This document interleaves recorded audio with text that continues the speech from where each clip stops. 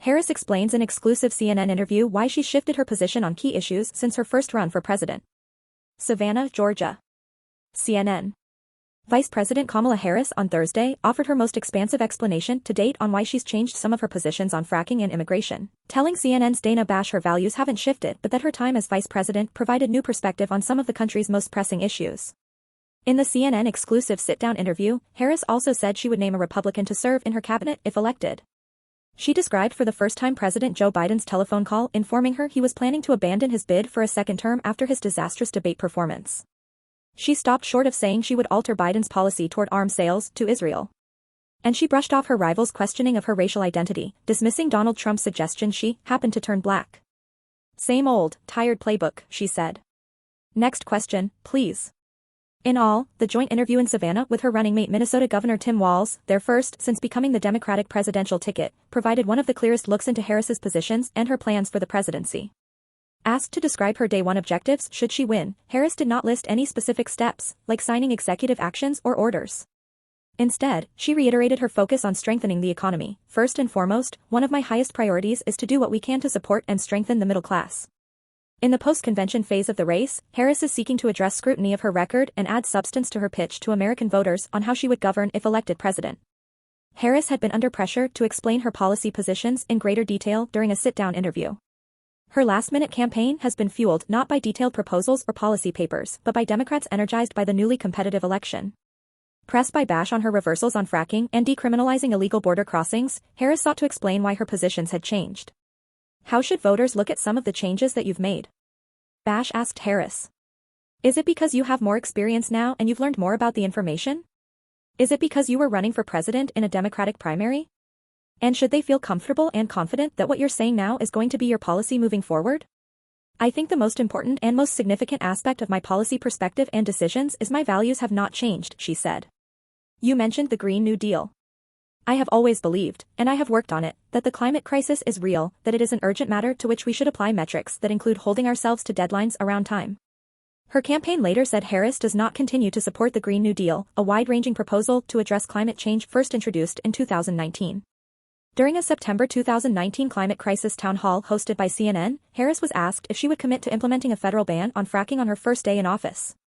There's no question I'm in favor of banning fracking, and starting with what we can do on day one around public lands, Harris said at the time.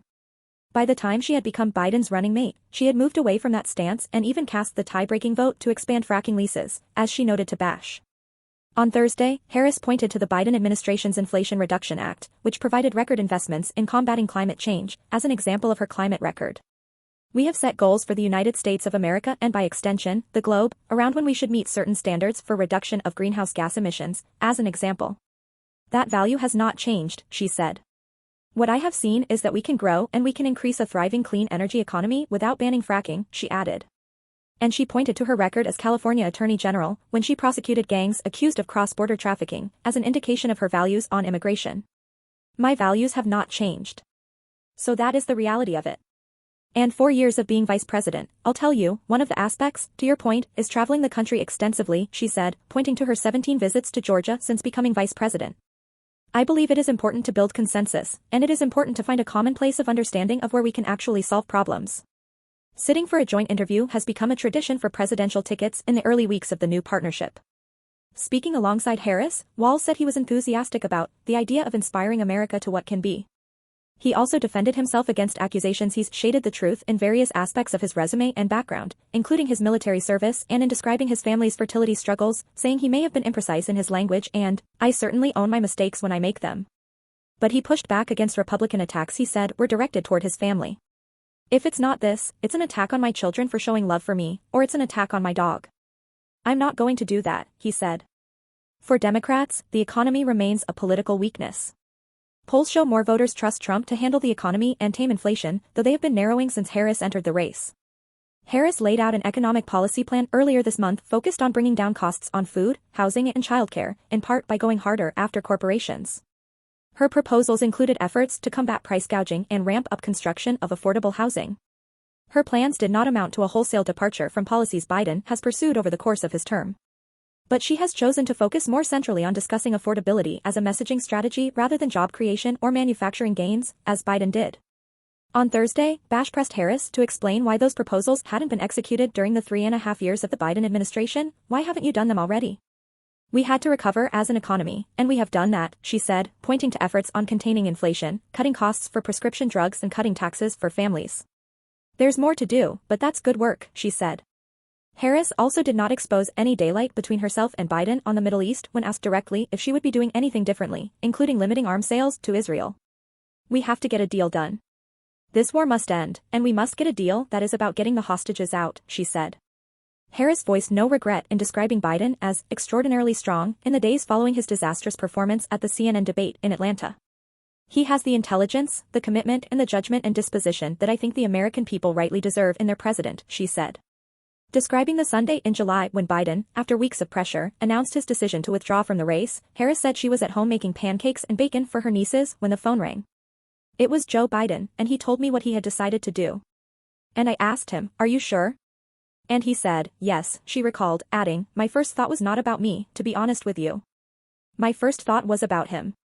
Embracing her vow to act as a president for all Americans, Harris said in the interview she would appoint a Republican to her cabinet if elected, though said she did not have a particular name in mind. It revives a tradition over the past several decades, not embraced by Trump or Biden, of presidents naming at least one member of the opposing party to their cabinet. "I've got 68 days to go with this election, so I'm not putting the cart before the horse," she said. "But I would, I think. I think it's really important. I have spent my career inviting diversity of opinion. I think it's important to have people at the table when some of the most important decisions are being made that have different views, different experiences. And I think it would be to the benefit of the American public to have a member of my cabinet who was a Republican."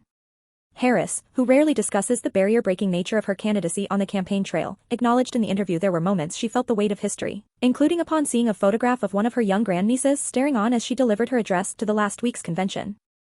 "I am running because I believe that I am the best person to do this job at this moment for all Americans, regardless of race and gender," she said. "But I did see that photograph, and I was deeply touched by it.